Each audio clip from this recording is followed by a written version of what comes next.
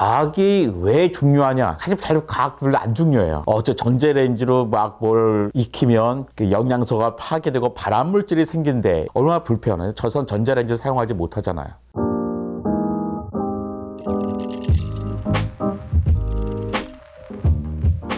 뭐 편하게 이야기한다면 과학이란 나와 나를 둘러싼 세상 사이의 관계를 해석하는 학문이다 라고 이야기할 수 있을 것 같아요. 그 세상이 누구냐면 기본적으로는 우주예요. 우주에서 내가 어떻게 생겼는지, 최초의 생명에서 내가 왔을 때까지의 과정들을 왜가 아니라 어떻게라는 부분을 해석하는 학문인 것 같아요. 다른 모든 학문들이 관계를 해석하는 건데 우리는 대상이 우주와 생명, 자연인 거고, 그 다음에 해석하는 방법에 있어서는 다른 학문과 차이가 좀 있죠. 사실 과학 별로 안 중요해요.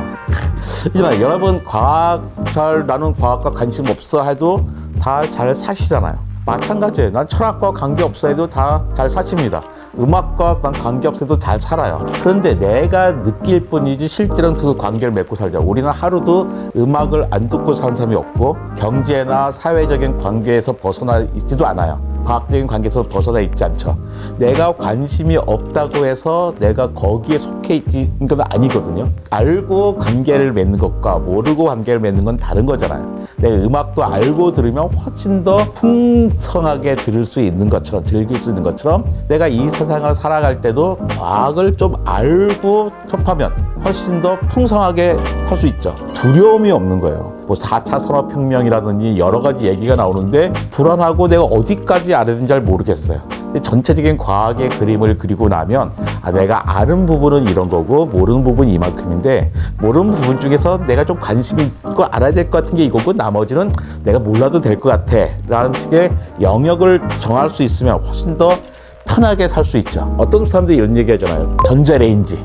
저 전자레인지로 막 뭘 익히면 그 영양소가 파괴되고 발암물질이 생긴대 라는 이야기를 듣면 얼마나 불편해요. 저선 전자레인지 사용하지 못하잖아요. 근데 전자레인지가 만약에 발암물질을 만든다면 어떻게 그걸 판매하도록 놔뒀겠어요? 법으로 다 금지시켰겠죠. 근데 그 부분에서 전자레인지에서 사용하고 있는 마이크로웨이브는 에너지가 너무너무 작아서 발암물질을 만들 수 있는 게 아니야. 기껏해야 물을 진동시켜서 열을 낼 뿐이야 정도 알면 우린 편리하게 살 수 있어요. 왜? 전자레인지를 사용할 수 있으니까. 또 이런 거예요. 저희 어머니 같은 경우는 자꾸 게르마늄 목걸이 사달라고 그래요. 게르마늄 목걸이는 나쁘지도 않고 좋지도 않아요. 절대로 내 건강에 해를 끼치지 않아요. 그러니까 합법적으로 팔 수 있죠. 하지만 게르마늄 목걸이를 한다고 해서 내 건강이 좋아지지도 않아요. 그냥 흙덩어리로 만든 목걸이나 똑같은 거예요. 내가 게르마늄 목걸이를 패션의 차원에서 이쁘니까 하겠어가 아니라 건강에 좋으니까 하겠어 하고 40만 원짜리 게르마늄 목걸이를 쓴다 하면 사실 40만 원 버리는 거거든요.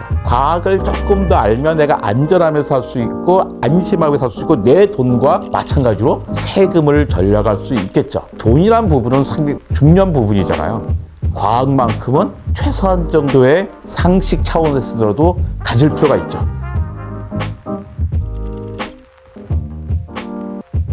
과연 과학을 쉽고 재밌게 익힐 수 있을까요? 여러분들이 과학 좋아하는 사람 별로 없잖아요. 왜 그럽니까? 과학 어렵기 때문입니다. 그런데요, 과학만 어렵지 않습니다. 철학도 어렵고요, 예술도 어렵고, 경제도 어렵고, 정치, 사회 다 어려워요. 근데 유난히 과학만 어렵다고 느끼잖아요. 그 이유가 있어요. 가장 큰 이유가 뭐냐면 언어가 다르기 때문입니다. 우리가 아무리 잘 아는, 우리가 좋아하는 연예인의 이야기를 할 때 우리 공부하지 않고도 하잖아요. 근데 누가 그 말을 태국어로 한다. 그걸 우리는 정말로 어렵게 느껴질 거예요. 우리가 과학이 어렵게 느껴지는 이유는 뭐냐면 우리가 평상시에 사용하지 않은 언어를 사용하기 때문이거든요. 과학을 잘 하려면 어떻게 되냐? 근데 그 언어에 익숙해져야 돼요. 일단 수학이라는 언어에 좀 익숙해질 필요가 있고, 뭐 화학 같은 경우 원소기호 단어잖아요. 여러분 주기율표만 딱 외우고 있잖아요. 그러면 화학에서 많은 것들이 너무나 쉽게 이해가 됩니다. 근데 우리는 주기율표를, 원소기호와 주기율표를 암기하고 있지 못하기 때문에 화학은 정말 딴 것처럼 느껴지는 거거든요. 그 고비가 있어요. 그 고비를 좀 넘으셔야 됩니다. 고비를 넘지 않고 하는 과학에는 한계가 있어요. 그런데 최근엔 다양히 그 언어와 상관없이 과학의 언어를 잘 모르신 분들에게 과학을 전달해주는 사람들이 좀 많아졌죠. 사이언스 커뮤니케이터라는 분들입니다.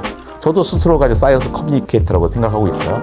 과학자들의 이야기를 시민의 이야기로 번역해주는 사람들인 거죠. 근데 그런 사람들을 많이 만나는 거죠. 일단 교양과학책, 과학 강연들 하고서 그 사람들과 대화를 해나가고 또 과학관 같은 데 가면서 좀 익숙해지는 거예요. 실마리가 필요하거든요. 그 과학의 범위가 엄청나게 넘어요. 우리는 되게 쪼개요. 쪼개놓고선 갑자기 과학은 통째로 이만큼. 그래서 강연을 기획할 때도 사회학, 정치학, 경제학 하다가 갑자기 과학이에요. 과학이 얼마나 많아요. 물리화학, 생물, 지구과학에다 등등등이 있는데 통째로 한단 말이에요. 퉁쳐서 할 수밖에 없는 상황이잖아요. 어떻게 하나를 실마리로 자기 걸 파고 들어가야 되는데 그 실마리를 알 수 있는 것이 과학관인 것 같아요. 과학은 A부터 Z까지 다양한 것들을 스펙트럼처럼 펼쳐놨는데 자기의 마음에 드는 곳에 접근을 해나가는 거죠. 접근하다 보면 딴 데를 퍼지게 돼 있거든요. 그러니까 첫 번째 그 과정들을 해야 되는데 우리는 아이들에게만, 초등학생인 아이들에게만 과학적인 어떤 호기심을 주려고 막 노력을 해요. 근데 아이들은요, 과학은 너무나 어려워요. 과학적 호기심이 필요한 사람들 누구냐면 성인들입니다. 성인들이 호기심을 가지면 과학과 금방 친해질 수가 있는데 저는 아이들에게 과학을 너무 일찍 주지 말고 좀 천천히 자기가 먼저 원할 때까지 기다려줄 필요가 있는 것 같고요. 성인들은 좀 더 스스로를 좀 푸시해서 과학과 접근할 필요가 있는 것 같습니다.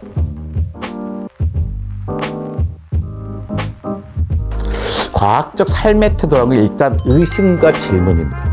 의심하고 질문하는 게 과학적인 태도예요. 아, 그렇군요 하고 믿는 게 아니라 정말 그럴까? 라고 따져보는 거죠. 그리고 따져볼 때 숫자로 따져보는 게 아주 중요합니다. 의심 많이 하잖아요. 아, 정말 이게 안전할까? 거기 무슨 백신에 어떤 비소가란 게 들어있대. 그죠? 한때 우리나라에서 2년 전 겨울이었어요. 그 신생아들에게 엄마들이 백신을 안 놔준 적이 있어요. 왜냐면 백신 속에 비소가 검출됐거든요. 따져봐야죠. 멀쩡한 백신에서 새로 비소를 넣었을까? 그럴 리는 없잖아요. 원래 있었죠. 옛날부터 있었는데 너무나 조금밖에 없으니까 검출하지 못했었는데 과학과 기술이 발전하다 보니까 그거마저 검출하게 된 거예요. 비소가 얼만큼 있냐면 보통 밥 한 숟가락 안에 들어있는 비소만큼의 백신에 들어있습니다. 50몇 년 동안 매일 밥을 먹었지만 비소에 중독되지 않았어요. 왜? 너무 조금 들어있기 때문이죠. 그러니까 뭐가 들었냐가 중요한 게 아니라 뭐가 얼만큼 들었냐가 되게 중요하거든요. 그 다음에 과학적인 태도는 되게 겸손한 태도거든요. 과학자는 정말 겸손합니다. 석사과정 학생이나 노벨상 수상자나 거의 대등하게 토론을 해요. 나이가 절대로 벼슬이 아니거든요. 겸손에는 커다랗게 세 가지 요소가 있는 거예요. 첫 번째 요소가 뭐냐면 자신의 지식과 본능의 한계를 인정하는 겁니다. 나는 모든 걸 다, 내 지식은 한계가 있어. 나는 똑똑하지 않아. 인정하는 거예요. 두 번째가 모른다고 말하는 것을 거리끼지 않는 거예요. 과학자들이 제일 잘하는 말입니다. 몰라. 그러니까 모른다고 말하는 게 부끄러우지 않은 거예요. 이게 모르는 게 정상이니까.